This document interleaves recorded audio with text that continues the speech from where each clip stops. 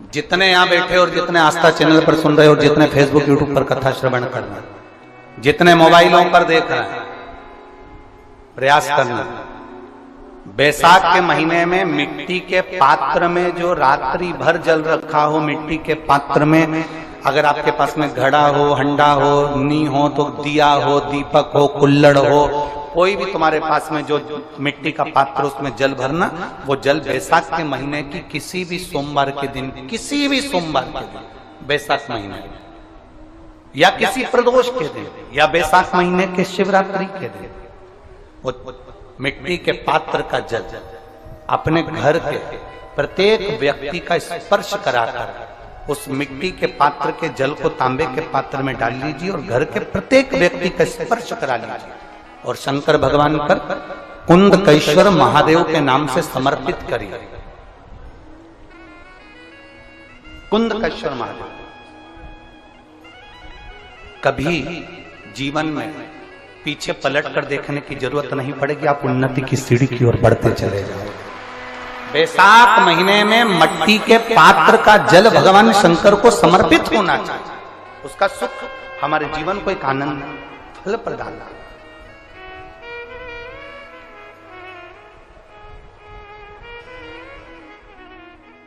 बैसाख के महीने में तो आपको अगर शरीर में कहीं पथरी भी आ गई है ना, कहीं नेत्रों में अगर ज्योति कमजोर पड़ रही है, जाले पड़ने लगे, चश्मा बढ़ने लगा, रात को आंखों में जलन होने लगी, रात को नींद नहीं आ रही है, तो बैसाख के महीने में जो दुर्वा होती है, इस दुर्वा को तोड़ लाओ।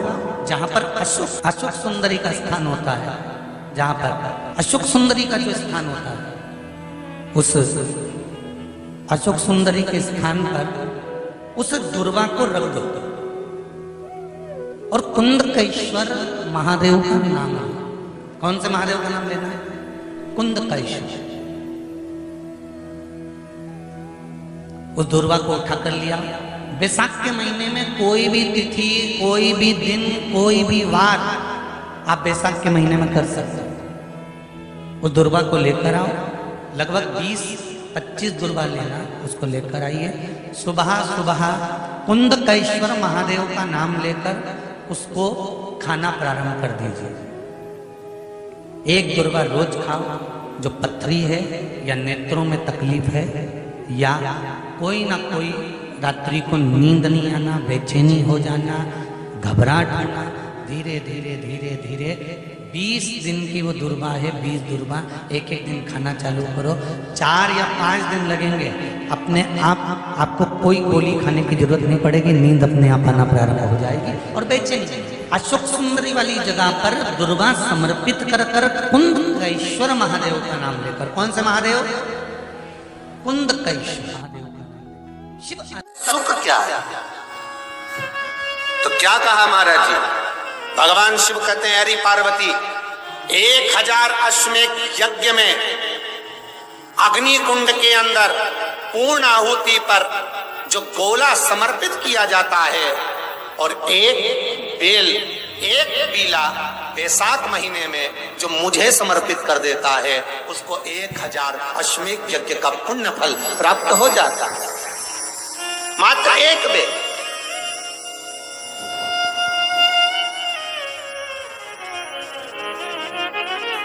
बहुत अच्छे से समझना महाराज, फिर समझ लीजिए। केवल सारे शिवलिंग में एक नर्मदेश्वर महादेव ऐसे होते हैं जिन पर कुछ भी चढ़ाओगे तुम खा सकते हो। भगवान को अगर भोग लगाया तो तुमने खा लिया।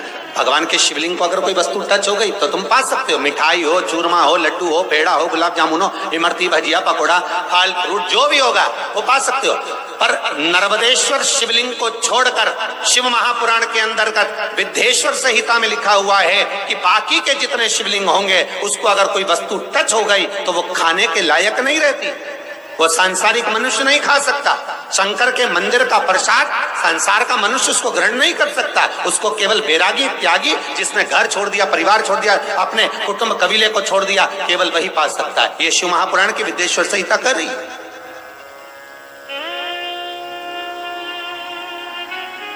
पर शंकर कह रहे, मां उमा से, मां पार्वती से मेरा महेश कह रहा, मेरा बाबा भोलेनाथ, मेरा बाबा विश्वनाथ, मेरा त्रिकालदर्शी कैलाशी अविनाशी कह रहा है कि हे पार्वती,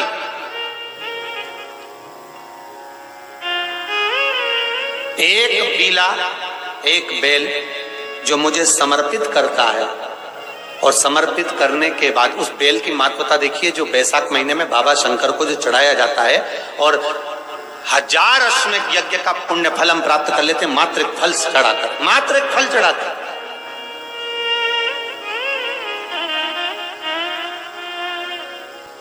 जैसे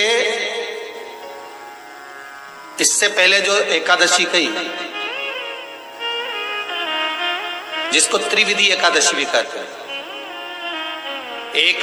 पद्म पुराण में लिखा है और विष्णु पुराण में, एकादशी के दिन द्वादशी भी पड़ जाए, एकादशी के दिन त्रयोदशी भी पड़ जाए, मतलब एकादशी, द्वादशी और त्रयोदशी तीनों तिथियां एक साथ पड़ जाए, और उस दिन एकादशी का व्रत जो रख लेता है उसको 1000 एकादशी का पुण्य फल प्राप्त हो जाता।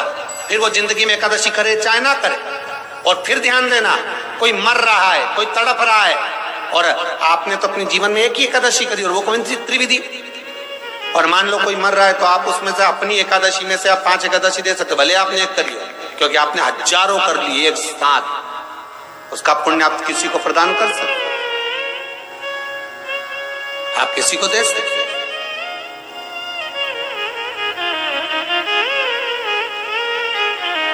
उसी तरह हे पार्वती,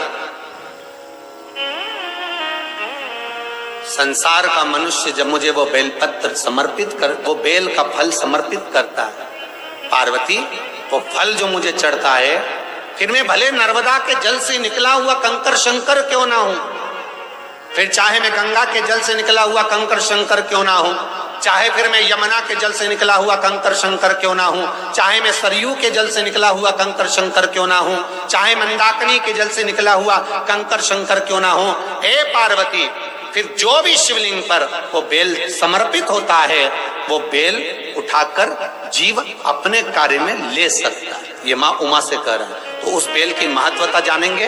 अब अपन उस बेल को जानने के लिए वापिस स्कंद पुराण में चले, तो स्कंद पुराण में लिखा हुआ है कि जो बेल बैसाख के महीने में शंकर को चढ़ाया जाता है, वो बेल का फल उठाकर रख लिया जाता है। बैसाख के महीने में उस चढ़े हुए, बाकी का आपको बेल का फल खाना हो तो बात दूसरी, पर चढ़ा हुआ जो बेल का फल है वो पूरा बैसाख नहीं खाना।